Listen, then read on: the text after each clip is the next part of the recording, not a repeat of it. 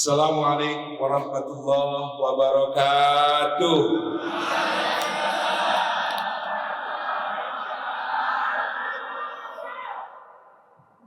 Alhamdulillahi haqqa hamdih.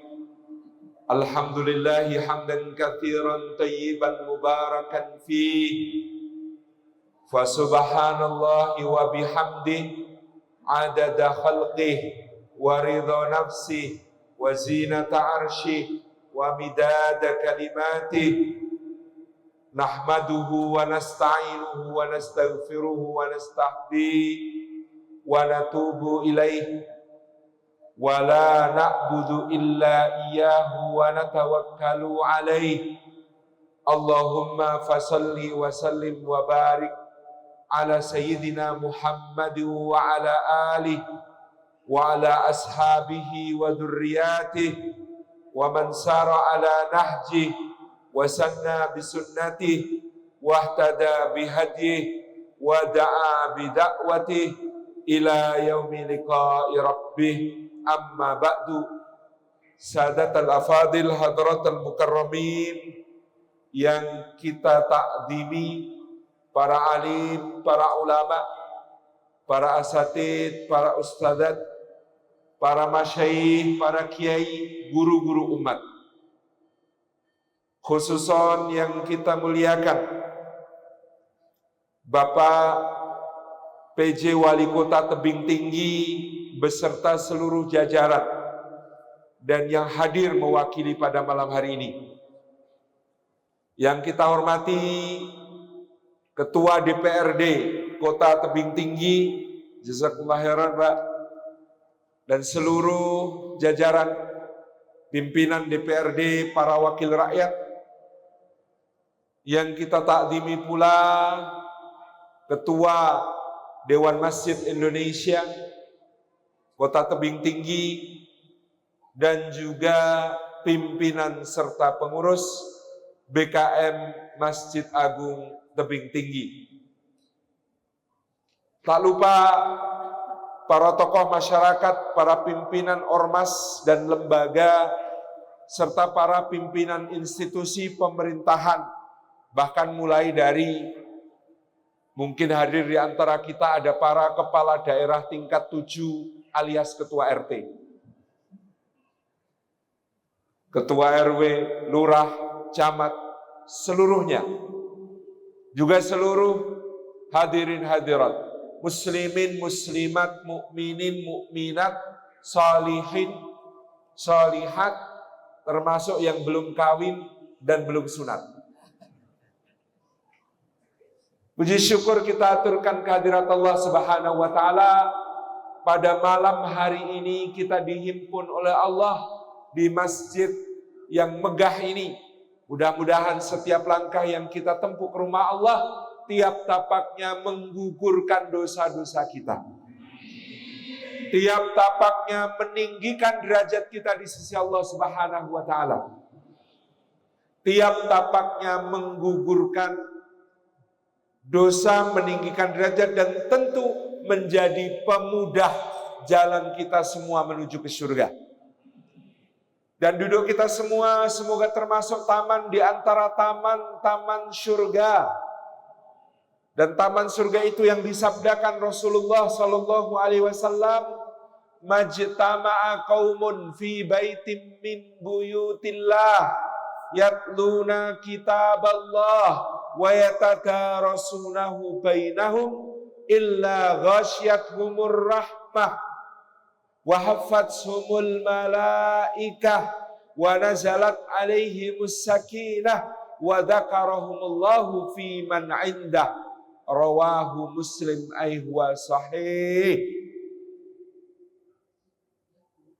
Tidak berhimpun satu kaum di satu rumah, di antara rumah-rumahnya Allah. Di dalamnya mereka membaca ayat-ayat dari kitabullah, mengkaji isinya di antara mereka, melainkan keadaan mereka itu satu, dicurah-curahi rahmat Allah, kasih dan sayangnya Allah. Ar-Rahman zat yang maha pengasih, kasihnya tidak pilih-pilih. Ar-Rahim, zat yang maha penyayang, sayangnya tiada berbatas dan tiada berbilang. Maka kata para ulama kita dulu, jangan senang dulu kalau dikasih. Karena dikasih belum tentu disayang. Tetapi kalau disayang, biasanya dikasih. Kalaupun tidak dikasih, pasti karena sayang. Jangan senang dulu kalau dikasih, karena dikasih belum tentu disayang. Fir'aun dikasih kekuasaan, tapi tidak disayang. Qarun dikasih kekayaan, tapi tidak disayang. Abu Lahab dikasih nasab mulia, tetapi tidak disayang. Tapi kalau disayang, biasanya dikasih. Nyatanya alhamdulillah kita dituntun Allah hadir bermajelis di dalam majelis ilmu. Ini termasuk tanda disayang, dan yang disayang alhamdulillah masih dikasih nafas bapak-bapak. Masih dikasih nafas ibu-ibu. Karena kalau suruh beli mahal. Sehari itu menurut penelitian manusia memerlukan seharinya itu 800 liter oksigen. Kalau semua suruh bayar, gaji kita langsung habis. Pendapatan sebulan habis 3 hari. Karena itu, kalau disayang, biasanya dikasih. Kesini naik kendaraan apa jalan kaki? Nah, masih dikasih.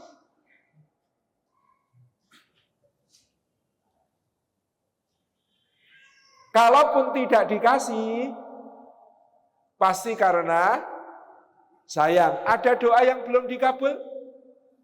Ada doa yang belum diijabah? Tenang. Boleh jadi karena disayang. Kayak anak kita umur 3 tahun, minta korek api, minta petasan, minta bensin, minta peso, minta gunting. Dikasih tidak, Pak? Kenapa kok tidak dikasih?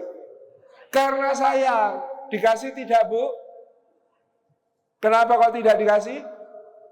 Karena sayang. Karena kita tahu kalau dikasih di usia yang belum siap semacam itu bisa membahayakan. Dan bapak-bapak berdoa sama Allah, ya Allah minta mobil. Karena sekarang punyanya motor. Tapi Allah Maha tahu kalau naik motor masih bisa dipantau boncengin siapa.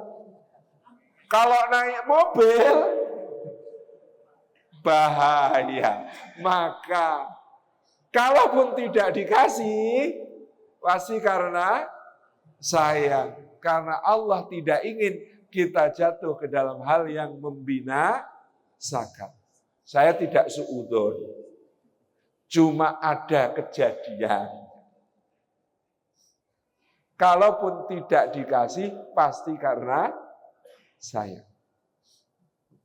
Inilah kita mengharapkan rahmat-Nya Allah, duduk bersama-sama. Maka yang kedua Allah mengaruniakan wahafatsumul malaikah. Malaikat menaungkan sayapnya kepada semua yang hadir ini. Kelihatan, Pak? Tidak. Kalau kelihatan nanti kita ngeri. Seram. Karena malaikat-malaikat ini punya sayap. Du ajnihatin masna wa sulasa wa ruba. Ibu-ibu kalau sudah dengar masna wa sulasa wa ruba, deg-degan ya Bu ya. Padahal ini ayat tentang sayap malaikat. Ada yang sayapnya 2, ada yang sayapnya 3, ada yang sayapnya 4. Bahkan Jibril alaihi salam disebutkan dalam satu riwayat, sayapnya 700. Satu malaikat Jibril alaihi salam sayapnya 700, yang kalau satu sayap saja dibuka, dibentangkan, tertutup seluruh ufuk dari timur sampai ke barat. Jadi kalau dalam hadis, malaikat itu sangat agung, dahsyat. Tidak ada ceritanya malaikat kok bentuknya kayak bayi, sayapnya kecil, kipit-kipit, itu tidak ada. Malaikat ini maha agung, besar sekali. Seperti dikatakan tentang malaikat maut. Malaikat maut itu, bumi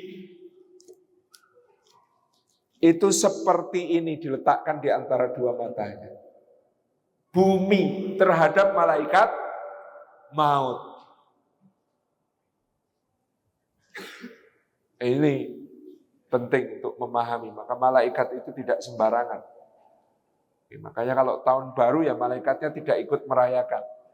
Kalau sampai Israfil ikut meniup trompet, nah ini bahaya gitu kan. Jadi ya, tahun baru ada yang niup trompet, terus Israfil ikut-ikutan. Kiamat akhirnya. Nah, malaikat-malaikat ini menaungkan sayapnya kepada para ahli majelis. Begitu selesai majelisnya ditutup, sepanjang majelis mereka memohonkan ampunan. Begitu majelisnya ditutup, a'raju wa sa'atu ilallahi tabaraka wa ta'ala, mereka menghadap kepada Allah. Apa yang dilaporkan? Nama bapak ibu semua dilaporkan satu persatu oleh malaikat-malaikat. Lalu apa? Malaikat itu menjamin, ya Allah, mereka minta surga, mereka minta dilindungi dari neraka, kami tidak akan tenang sebelum engkau memberikan jaminan. Ini yang ahli majelis ini nanti engkau masukkan ke dalam surga, engkau selamatkan dari api neraka. Maka Allah memberikan jaminannya, lalu malaikat itu bertahan di sisi Allah. Nanti kalau ada majelis lagi, malaikat yang datang sudah beda lagi. Besok bikin pengajian lagi, malaikat yang datang beda lagi. Maka sebanyak apa kita ikut majelis ilmu, itulah banyaknya malaikat yang kita kumpulkan kelak di hadapan Allah untuk menjadi tim pembela, tim advokat. Yang satu malaikat saja lebih sakti daripada Hotman Paris Hutapea. Di dalam membela kita nanti. Ibu-ibu setahun pengajian berapa kali, Bu? Katakanlah seminggu berapa kali biasanya ibu-ibu? Sekali. Oke, sekali. Hitunglah setahun itu 52 minggu. Libur Idul Adha, Idul Fitri berarti tinggal 50. Tapi Ramadan ikut kuliah subuh, ikut kuliah tarawih, ikut buka puasa bersama. 3 kali 30, 90 ditambah 50, dalam setahun mengumpulkan 140 malaikat. Tim pembelanya nanti banyak sekali. Masya Allah. Yang ketiga, ngumpul seperti ini, wa nazalat alaihimus sakinah, ketentraman akan turun ke dalam hati kita. Ngaji itu tentram, soalnya apa? Ingat Allah. Karena sumber ketentramannya orang beriman, sumber ketentramannya adalah ingat kepada Allah. Ala bidzikrillahi tatmainnul qulub. Ingatlah, hanya dengan ingat Allah hati menjadi tentram. Maka ini kaidah, ingat Allah, ingat Khalik pencipta, tenang. Tapi kalau ingat makhluk, gelisah.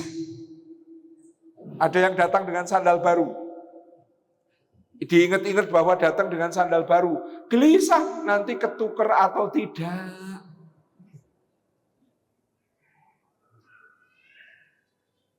Ingat anak sendiri saja gelisah, apalagi ingat anak orang. Ingat istri sendiri saja gelisah, yang ini nggak boleh dilanjutkan. Ingat motor apalagi cicilannya, gelisah. Ingat rumah, apalagi KPR-nya, gelisah. Semua ingat makhluk itu gelisah. Tapi ingat Allah, tentram. Yang keempat, kumpul seperti ini, wa dzakarahumullahu fi man indah, Allah akan menyebut-nyebut namanya pada makhluk-makhluk mulia yang ada di sisinya. Dibangga-banggakan. Mudah-mudahan dengan demikian kita lebih terkenal di langit daripada di bumi. Terkenal di bumi itu repot. Sudah repot, cepat dilupakan pula. Repotnya di mana Ustaz? Sudah pengen istirahat, habis pengajian masih banyak yang minta foto. Contoh. Di bandara petugas check-in minta foto. Petugas boarding minta foto. Masuk pesawat dapat kursi belakang, harus senyum kepada semua yang menyapa. Sulit, Pak. Begitu sulit menjadi orang terkenal. Susah. Itu pun cepat dilupakan, Pak. Setahun yang lalu ada orang yang tiap hari muncul di TV. Setelah dia meninggal, nggak pernah ada lagi siaran live dari dalam kuburnya. Dulu siaran live dari rumahnya. Sekarang nggak ada siaran live dari kuburnya. Maka sekarang ini sejarah hidupnya cuma 3 baris. Nama si fulan, lahir tahun sekian, wafat tahun sekian. Di nisan, lumutan banget. Begitu cepat dunia ini melupakan kita. Subhanallah. Maka mudah-mudahan kita lebih terkenal di langit daripada di bumi. Lebih terkenal di surga daripada di dunia. Kayak Nabi Ibrahim itu loh enak. Kalau soal dikenal di dunia itu hanya soal waktu. Loh Nabi Ibrahim alaihi salam, zaman beliau hidup, yang kenal banyak apa sedikit? Sedikit. Dari yang kenal, yang sayang banyak atau sedikit? Lebih sedikit lagi. Dari yang sayang itu yang mendoakan banyak atau sedikit? Sedikit. Sekarang berapa ratus juta manusia di dalam tahiyatnya mengatakan kama sholaita ala Ibrahim wa ala ali Ibrahim, Masya Allah. Ratusan juta orang sekarang menyebut-nyebut nama beliau. Apalagi kalau kita mengikuti panggilannya. Dulu zaman disuruh memanggil, wahai Ibrahim, panggil manusia untuk berhaji, wa adzim fin nasi bil haji. Ibrahim itu tanya, caraku manggil gimana ya Allah? Kalau istilah kita sekarang, wong ndak punya pengeras suara, ndak punya akun WhatsApp, ndak punya apa Pak?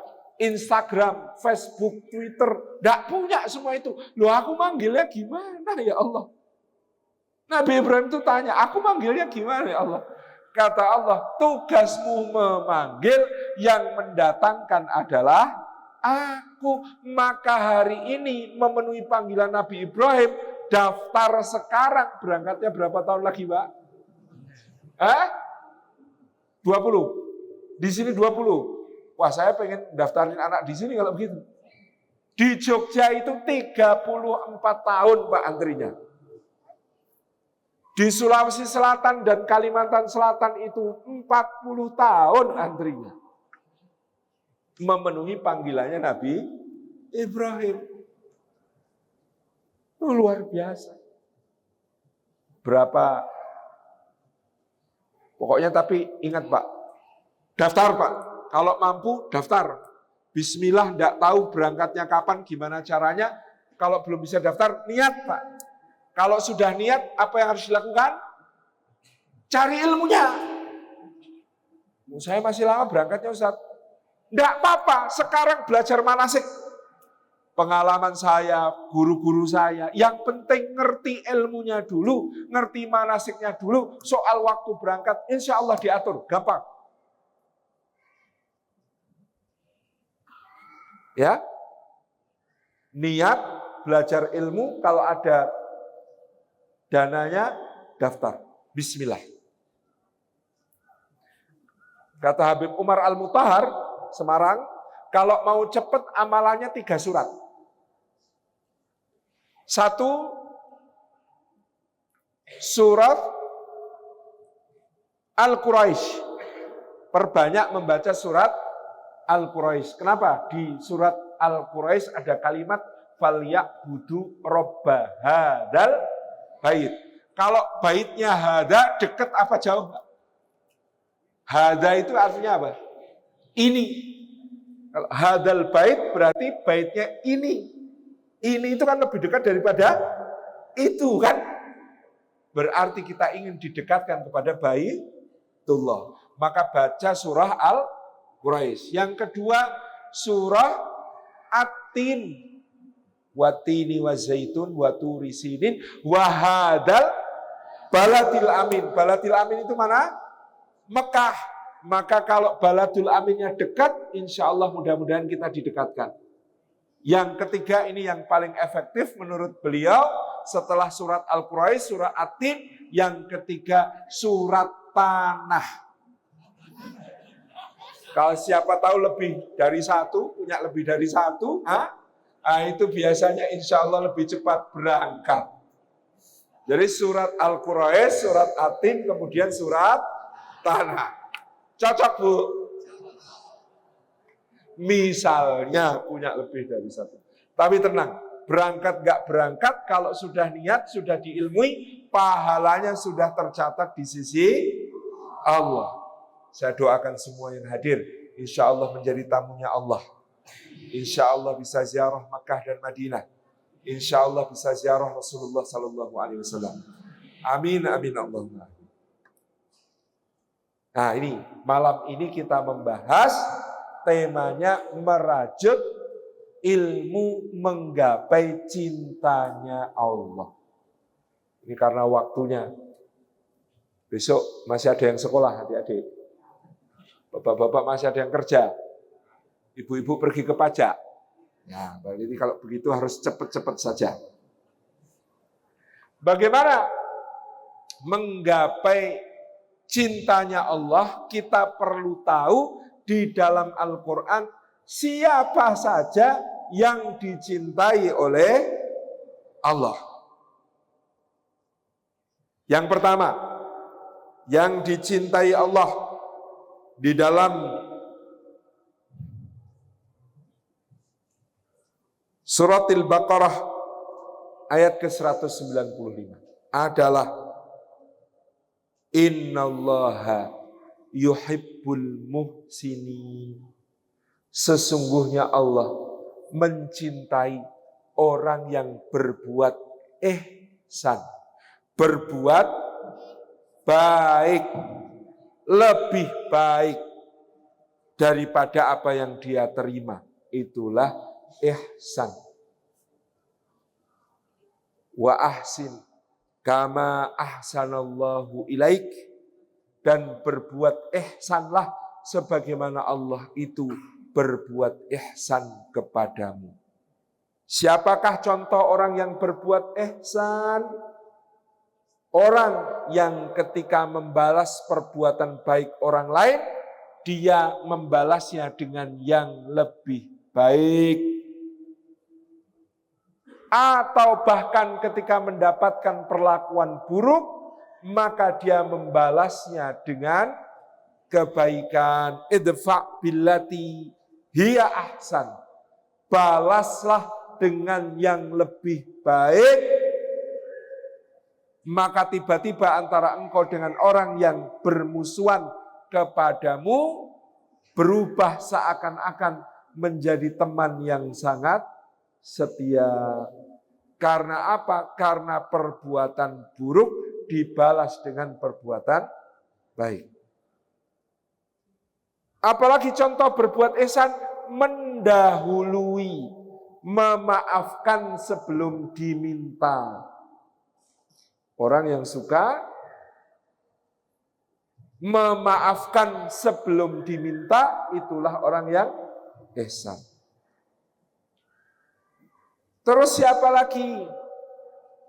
yang termasuk berbuat ihsan, yaitu orang yang mendahului ketika terjadi masalah, mendahului mengucap salam. Salam duluan. Mendahului menyapa. Mendahului mengunjungi. Wah, padahal yang salah dia. Kita sudah diem-dieman 3 hari. Dia belum minta maaf. Tapi saya akan datangi.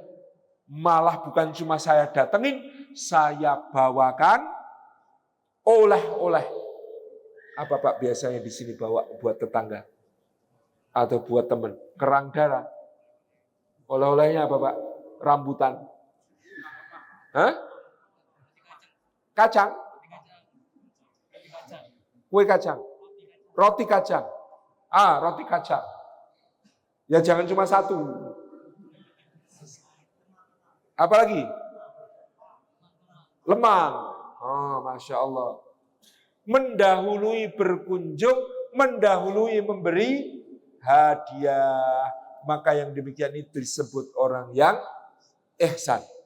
Dan itulah yang dicintai oleh Allah. Ini nomor 1. Yang dicintai Allah, orang yang ihsan. Sanggup Bu? Yang masih agak sering sama tetangga, sanggup Bu? Mendahului untuk menyambung kembali persaudaraan, menyambung kembali kekerabatan. Dengan mengucap salam, dengan menyapa, dengan mengunjungi, dengan memberi hadiah terlebih dahulu. Masya Allah, tabarakallah. Ini juga supaya kita semua terbiasa bahwa kita berbuat itu bukan karena orangnya, tetapi karena Allah. Dia jelek sama aku nggak mau berbuat baik sama dia. Berarti kita berbuat baik karena orang.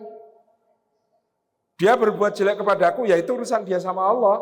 Aku mau berbuat baik kepada dia, karena itulah urusanku dengan Allah. Ini yang pertama. Yang kedua,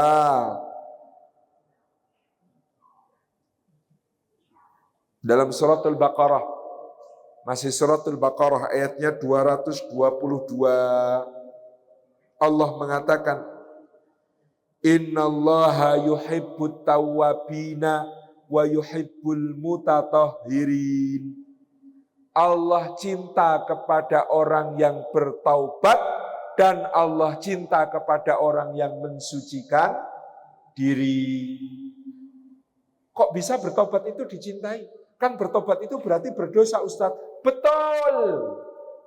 Justru karena dia adalah hamba yang berdosa dan lalu bertaubat, maka dialah yang dicintai Allah. Yang tidak pernah berdosa lalu tidak bertaubat, justru tidak dicintai Allah. Dalil, Rasulullah SAW bersabda, Walladzi nafsi biyadih, demi Allah zat yang jiwaku dalam genggamannya. Seandainya kalian tidak pernah melakukan dosa, niscaya Allah akan menghilangkan kalian, melenyapkan kalian, dan Allah akan mengganti kalian dengan makhluk-makhluk yang berdosa, lalu bertobat, lalu Allah pun mengampuni dan mencintai mereka. Jadi Allah itu tidak suka kalau ada yang nggak pernah dosa itu. Ini bukan berarti kalau begitu saya mau berdosa. Bukan. Sudah alami, wong ndak kita niatkan mau berdosa saja datang-datang jatuh ke dalam dosa. Jadi Allah cinta kepada orang yang taubat melebihi cinta Allah kepada yang tidak pernah berdosa. Siapa yang tidak pernah berdosa, Pak? Nabi-nabi kan. Nah ini ada cerita, diriwayatkan. Rasulullah SAW bersabda, pada masa Bani Israel ada seorang pendosa. Yang lalu dia bertobat dan mohon ampun kepada Allah. Lalu dia berjalan di padang pasir ketika dia berjalan, ternyata bareng berjalannya itu dengan seorang nabi. Maka awan pun memayungi keduanya. Jadi ketika di padang pasir, jalan kaki tidak panas. Kenapa? Dipayungi awan. Nabinya juga mikir, Masya Allah, ini bagian dari karunia Allah kepadaku, karena aku adalah nabinya, kekasihnya, maka aku dipayungi oleh awan. Si orang berdosa juga mikir begitu, Alhamdulillah saya ini orang berdosa, tapi kok dimuliakan Allah dikasih naungan awan, ini pasti karena saya bareng sama nabi ini. Nabi ini mulia sekali. Lalu sampailah mereka di pertigaan. Di pertigaan itu mereka bersimpang jalan. Nabinya belok kanan, si pendosanya belok kiri. Ketika mereka bersimpang jalan ini, kagetlah sang nabi. Lah kok dia berjalan ke kanan, lama-lama panas. Awannya itu ternyata bukan mengikuti si nabi, tapi mengikuti orang yang pendosa tadi. Kaget nabinya. Waduh, lah kok tidak ikut saya awannya, nggak memayungi saya, malah ikut si pendosa. Balik beliau mengikuti si pendosa, wahai orang hamba Allah, ceritakan kepadaku apa keutamaanmu. Oh ya Allah, Nabi, saya tidak punya keutamaan, saya ini malah orang dosa, tapi sepanjang jalan ini saya itu takut sama Allah. Oh, jalan sama Anda saja saya sebenarnya malu. Lah saya pendosa kok bisa-bisanya jalan bareng Nabi. Tapi kamu ngapain? Ya istighfar terus, minta ampun. Itu dia, tahu nggak? Saya kepanasan. Awalnya ikut kamu. Saya sekarang ikut kamu aja, kata si Nabi kepada si pendosa. Jadi di sini riwayat ini membuktikan orang yang bertobat itu lebih dicintai Allah daripada orang yang tidak pernah berdosa. Maka mari kita memperbanyak istighfar. Memperbanyak mohon ampun. Karena kata Sayyidina Ali bin Abi Thalib, Quran ini sudah ngasih tahu masalah kalian dan ngasih tahu solusinya. Masalah kalian itu ya dosa. Solusinya ya istighfar. Karena istighfar itu menghilangkan penyumbat ke atas dan penyumbat ke bawah. Apa penyumbat itu? Dosa. Dosa itu dari atas ke bawah menghalangi datangnya karunia Allah. Dari bawah ke atas menghalangi doa-doa kita sampai kepada Allah. Jadi dia sumbatan yang bikin ruwet. Ada orang merasa kok doa saya nggak pernah dikabulkan, doa saya nggak pernah diijabah. Mungkin salurannya tersumbat, doanya nggak bisa naik kepada Allah karena dosa. Maka sebelum berdoa perbanyak mohon ampun, istighfar kepada Allah, bertaubat kepada Allah. Supaya apa? Jalan doanya lancar. Sebaliknya turun ke bawah juga menghalangi rezeki dan karunia. Rasulullah SAW bersabda, tidak ada yang menghalangi rezeki yang sudah ditetapkan Allah, anugerah karunia yang sudah ditetapkan Allah, nikmat-nikmat yang sudah ditetapkan Allah bagi seseorang. Satu-satunya yang bisa menghalanginya adalah dosa-dosanya. Maka kalau kita mau lancar ke atas, lancar ke bawah, doa lancar sampai kepada Allah, dan juga karunia lancar turun kepada kita, perbanyak bertaubat, perbanyak mohon ampun. Oh saya nggak dosa Pak Ustadz. Nah ngomong begitu sudah termasuk dosa. Jadi ini wa yuhibbul mutatahhirin, dan Allah itu juga mencintai orang yang mensucikan diri. Maka kita mandi, kita wudu, memakai pakaian yang bersih, suci dari najis, suci dari hadas, dalam keadaan menjaga kesucian, misalnya gantung wudu, itu dicintai Allah. Salah satu sunnah yang sebenarnya mudah, ringan, asal kita biasakan. Dan itu menjaga kebaikan kita. Apa itu? Menjaga wudu. Wudunya digantung. Jangan sampai punya hadas. Wah, gak boleh kentut. Boleh. Begitu kentut, begitu batal wudu, langsung wudu lagi. Ini namanya menjaga wudu. Dan orang yang menjaga wudu itu insya Allah dijaga Allah dari dosa. Wong mau bikin dosa, sayang wudunya. Dan dimudahkan beribadah. Mau baca Quran tinggal buka, mau sholat sunnah tinggal berdiri. Ya, dimudahkan untuk beramal soleh. Maka ini yang kedua, memperbanyak istighfar, tobat, dan menjaga kesucian diri kita. Yang ketiga, ini yang berat, mulai berat. Yang ketiga, yang dicintai Allah, antara lain dalam surah At-Taubah, ayat keempat.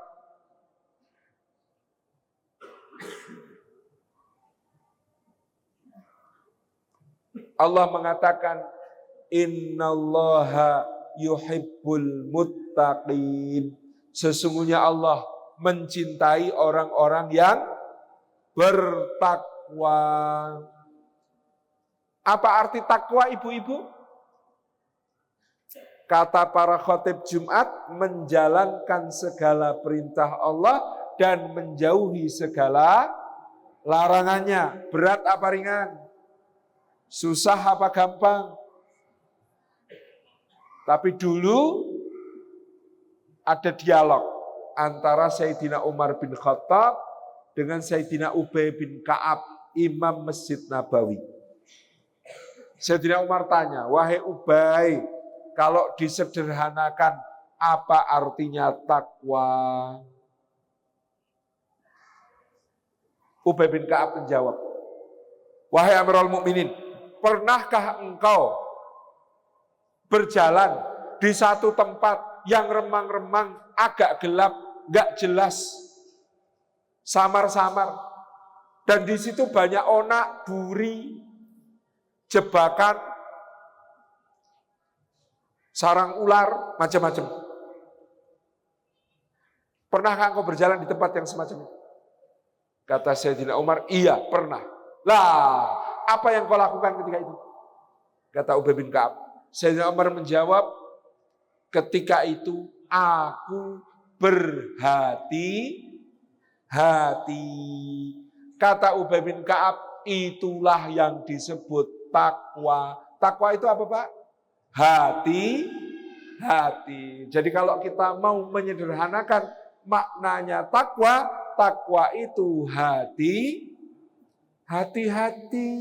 Ini halal apa haram? Mie ayam betulan apa campur tikus? Misalnya. Hati-hati. Ini soto sapi, apa kuahnya dicampur yang tidak punya leher? Misal. Hati-hati soal halal haram. Hati-hati soal berbagai perkara yang kemudian akan menjadi bahaya kalau kita perturutkan. Jadi hati-hati dalam ibadah, hati-hati menjauhi maksiat, hati-hati menjauhi yang haram, hati-hati dalam segala aspek. Itulah yang dimaksud orang bertakwa. Hati-hati. Jadi daripada kita membayangkan menjalankan perintah Allah dan menjauhi larangannya, kok kelihatannya berat betul.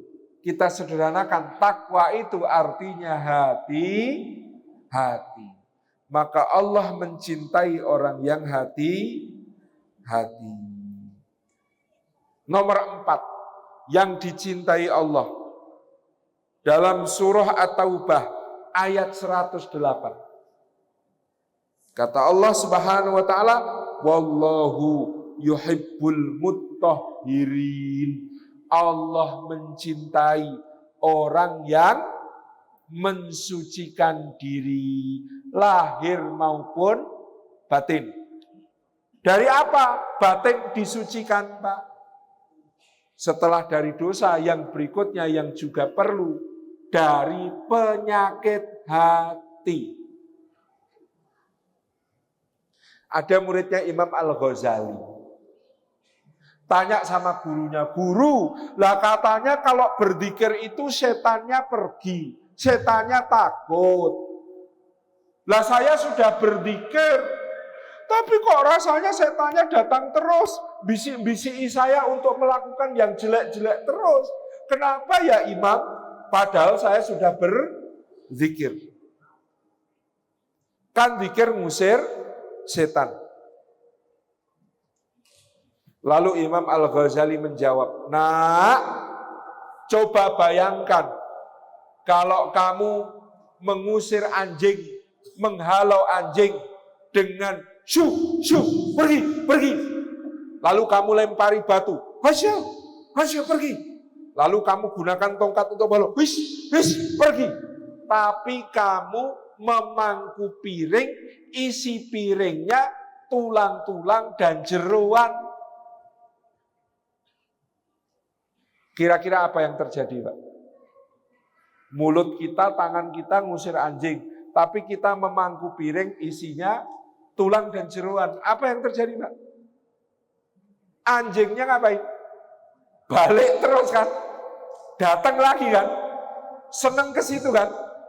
Karena apa? Karena kita menyediakan makanan yang lezat untuk dia. Kata Imam Al-Ghazali, sama meskipun kamu berzikir, meskipun kamu mengucap la ilaha illallah, meskipun kamu membaca ayat kursi, kamu berzikir ngusir setan, tapi kalau di dalam hatimu kamu menyediakan makanan yang disukainya, maka setannya akan datang terus.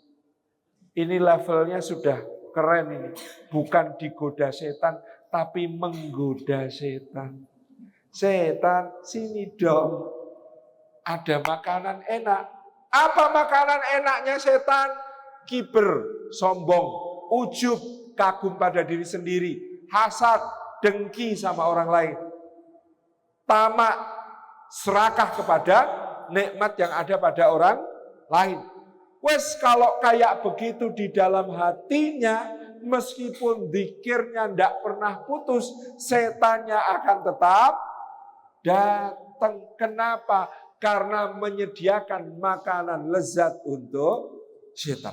Maka wallahu yuhibbul mutahhirin. Allah cinta pada orang yang mensucikan diri, mensucikan hatinya dari penyakit hati. Mau sombong, apa sih yang dibanggakan? Kok bisa-bisanya sombong?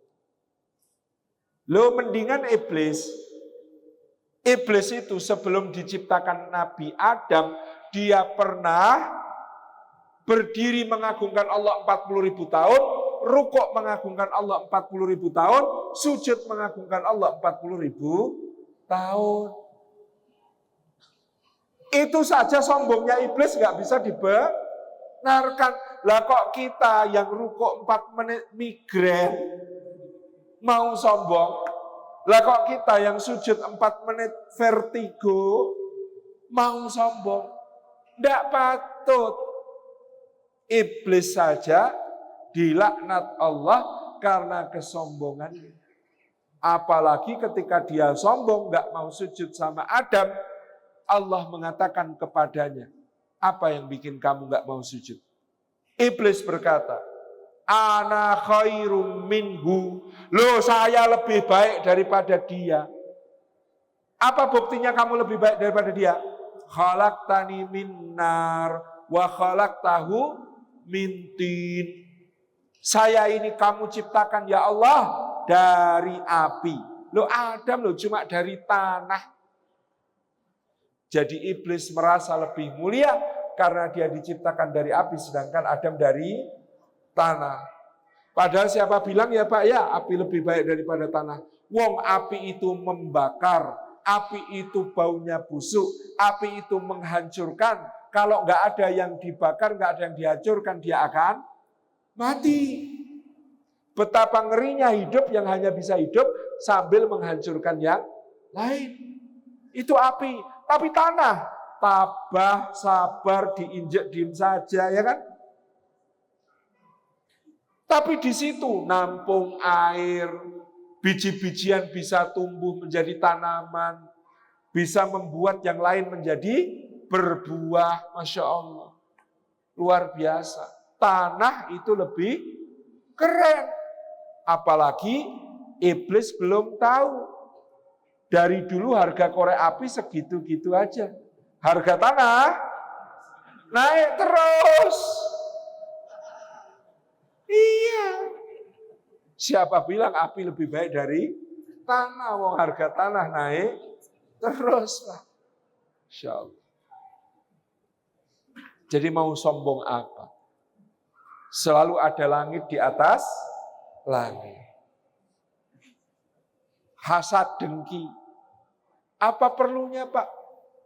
Orang kok menyiksa diri sendiri. Susah lihat orang lain senang, senang lihat orang lain susah. Itu kan menyiksa diri. Wong yang ditampakkan orang lain itu seneng-senengnya. Kalau susah dia nggak pernah cerita.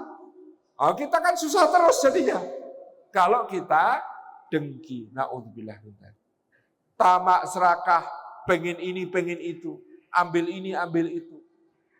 Qanaah, nikmat kalau kita merasa cukup dengan apa yang dianugerahkan Allah kepada kita. Hidung saya kok nggak simetris ya?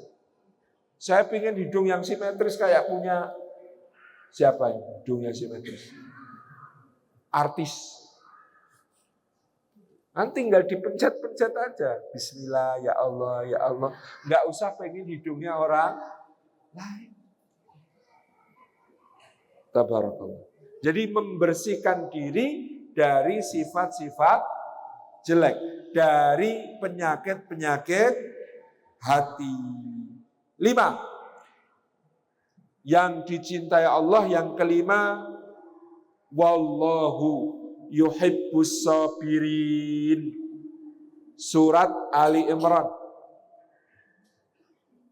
ayat 146. Wallahu yuhibbus sabirin. Allah cinta kepada orang yang sabar. Sabar itu kata kuncinya apa, Pak? Menurut Quran sabar itu kata kuncinya apa, Pak? Inna lillahi wa inna ilaihi raji'un. Sesungguhnya kami ini miliknya Allah. Perhatikan kunci sabarnya di sini. Kita ini miliknya Allah. Kalau miliknya Allah, terserah Allah mau diapain. Betul? Mau dikasih musibah, mau dikasih kecelakaan, mau dikasih kehilangan, mau dikasih ini, dikasih itu. Terserah kepada Allah. Waduh, Tat, kok terserah Allah? Nah, kita gimana? Tenang, karena Allah berjanji, la yukallifullahu nafsan illa wus'aha. Tidak akan kita diberi ujian lebih dari kemampuan kita. Jadi kalau kita diberi ujian yang seperti itu, insya Allah kita mampu. Aman, Pak. Lebih aman lagi di mana? Karena kalau kita membicarakan takdir, maka jangan lupa yang menuliskan takdir ketetapan hidup kita adalah satu, Allah yang Maha Tahu, tidak pernah bodoh. Aduh, kok saya ditakdirkan begini? Jangan-jangan Allah ini nggak tahu kalau ini akibatnya akan parah. Saya loh kalau ditakdirkan begini, nanti gimana? Tenang, Allah Maha Tahu. Yang menuliskan takdir kita, tahu seperti apa kita. Tahu akan dapat apa kita. Tahu akan kemana kita melangkah. Aman. Dua, yang menetapkan takdir kita itu adalah Allah yang maha benar, tidak pernah keliru. Waduh, kok saya ditakdirkan begini? Jangan-jangan keliru ini takdirnya. Salah alamat. Wah, harusnya itu yang kena takdir itu yang mah saya. Tidak mungkin. Karena Allah maha benar, tidak pernah keliru. Maka ketika kita ditakdirkan sesuatu, aman. Kenapa? Karena yang menakdirkan adalah maha benar, tidak pernah keliru. Tiga, yang menulis takdir kita, menetapkan takdir kita itu Allah. Allah itu maha adil, tidak pernah zalim. Betul? Betul. Maka ketika kita dapat takdir, wah ya Allah, kok takdir saya begini? Apakah engkau mendolimi saya? No, itu Allah pasti adil, tidak pernah zalim. Yang keempat, Allah yang menetapkan takdir kita itu zat yang maha bijaksana, tidak pernah sembarangan. Artinya takdir kita ini sembarangan atau pasti ada hikmahnya? Pasti ada hikmahnya, pasti ada maknanya. Maka sabar. Kenapa kok sabar? Karena kita punyanya Allah, terserah Allah mau diapain. Enak kayak gitu. Ya Allah, terserah. Ya Allah, terserah ya Allah. Wong, apa yang kau berikan itu lebih bagus daripada apa yang aku pilih. Maka kata Sayyidina Ali bin Abi Thalib, kalau doaku dikabulkan, aku bersyukur sekali kepada Allah. Karena apa? Karena apa yang kuinginkan oleh Allah dipenuhi. Tapi kalau doaku tidak dikabulkan, maka aku bersyukur 3 kali kepada Allah. Kenapa? Karena berarti Allah yang memilihkan untukku hal lain yang bukan keinginanku. Dan pilihannya Allah pasti lebih bagus daripada pilihanku. Masya Allah. Wallahu yuhibbus sabirin. Allah cinta orang-orang yang sabar. 6. Innallaha yuhibbul mutawakkilin. Surat Ali Imran ayat 159. Sesungguhnya Allah cinta kepada orang yang tawakal. Tawakal itu apa, Pak? Pasrah. Pasrah itu bukan menyerah, bukan diem saja. Tetapi tawakal itu digambarkan Rasulullah seperti burung yang keluar pada pagi hari. Dia nggak tahu akan diberi makan di mana. Dia nggak tahu akan diberi rezeki dari arah mana. Tapi yang penting ikhtiar, keluar. Nanti pulang ke sarang sore hari, perutnya kenyang. Kata Gus Bah, kalau punya uang, hanya cukup untuk sehari, syukuri. Siapa suruh bayangin hidup panjang-panjang? Uang cukup buat sehari itu sudah nikmat. Siapa suruh bayangin hidupnya masih panjang? Nah, besok ada hari lagi, ada rezekinya lagi. Tawakal. Maka Rasulullah mengatakan orang pagi hari bangun, ada makanan yang cukup untuk hari itu. Ya, dalam keadaan sehat walafiat, keluarganya utuh, nggak ada yang hilang.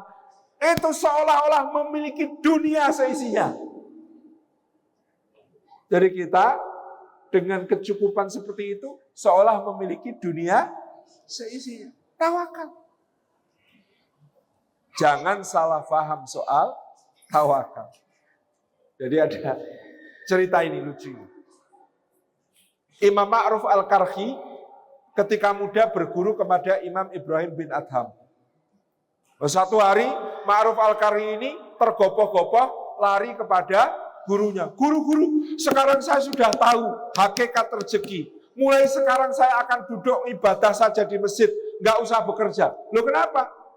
Oh, saya tawakal. Uang rezekinya Allah itu kalau sudah ditetapkan pasti datang. Nggak sebelumnya. Kamu dapat pemahaman itu dari mana? Kata Ma'ruf Al-Karhi, saya tadi ke sini lewat tempat ada burung. Burungnya itu sayapnya patah, sudah nggak bisa ngapa-ngapain. Saya kira burung itu akan sampai ajalnya. Lah kok ternyata kalau Allah masih mau ngasih rezeki, tiba-tiba ada burung lain terbang, bawa makanan di paruhnya, kemudian diberikan kepada burung yang nggak bisa ngapa-ngapain itu, yang sayapnya patah itu. Begitu seterusnya sampai si burung yang sayap patah ini kekenyangan. Wong yang nolongin dia itu banyak burung. Ternyata kalau sudah ditetapkan rezeki, meskipun nggak ngapa-ngapain, rezekinya pasti datang.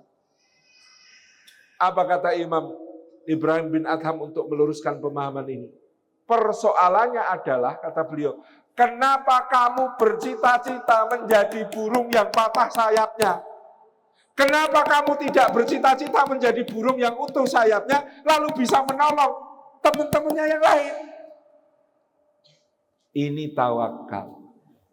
Kalau masih diberi kesempatan, kekuatan ikhtiar, jalankan ikhtiar sejauh kemampuan. Itu juga namanya tawakal.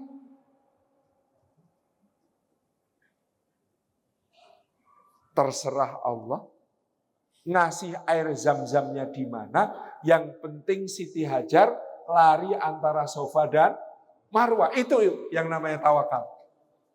Oh, ini saya menunjukkan kepadamu, ya Allah, saya berikhtiar. Terserah engkau, nanti engkau berikan karunia dari mana, yang penting saya ikhtiar. Semaksimal yang saya bisa. Bolak-balik 7 kali. Nah, kalau kita jadi Siti Hajar itu, mungkin protes sama Allah. Wong airnya itu ternyata memancar di dekat kaki bayinya. Bayi Nabi Ismail. Nah, kalau kita kan mungkin protes, ya Allah, enggak dari tadi lu ya. Udah bolak-balik Safa dan Marwah, kok airnya cuma di kaki bayi saya. Bu, ya dari tadi. Gitu. Itulah tawakal. Bolak-balik 7 kali. Itulah yang mengundang pertolongan Allah. Jadi terserah Allah mau nolongnya lewat mana. Yang penting kita ikhtiar. Itu namanya tawakal. 7. Innallaha yuhibbul muqsitin. Surat Al-Hujurat ayat ke-9. Innallaha yuhibbul muqsitin. Allah cinta kepada orang-orang yang berbuat adil. Lebih-lebih pemimpin. Ingat, kalau diamani kepemimpinan, maka harus adil. Kalau tidak adil, siap-siap pengadilan di akhirat panjang, karena rakyatnya nanti menggugat satu persatu. Kalau punya amal soleh, pahalanya diambil. Kalau dirugikan di dunia, maka di akhirat boleh ngambil pahalanya. Kalau pahalanya habis, nanti boleh nyumbang dosa. Dosanya diberikan kepada yang tidak adil. Subhanallah. Maka pemimpin yang adil itu termasuk kekasih Allah. Disayang Gusti Allah. Maka jadilah yang adil. Bapak-bapak kalau tidak mampu adil, nggak usah nambah. 8. Innallaha yuhibbul ladzina yuqatiluna fi sabilihi shaffan ka'annahum bunyanun marsus. Surah As-Saff ayat ke-3. Berarti Allah itu cinta kepada orang yang berjuang di jalannya secara terorganisir, rapi, dan dijalankan dengan baik. Tidak sembarang berjuang. Tidak main tabrak sana, tabrak sini. Ada 8 yang dicintai Allah. Pilih salah satu dulu yang paling mudah untuk dijalankan. Jalankan. Lalu kalau mampu menambah, ditambah. Tapi yang terpenting adalah istiqomah. Kok istirahat? Istiqomah, ya. Jadi saya ulang, 1 muhsinin, orang yang berbuat baik. 2 tawabin, orang yang bertobat. 3 muttaqin, orang yang bertakwa. 4 mutahhirin, orang yang mensucikan diri. 5 sabirin, orang yang sabar. 6 mutawakkilin, orang yang tawakal. 7 muqsitin, orang yang adil.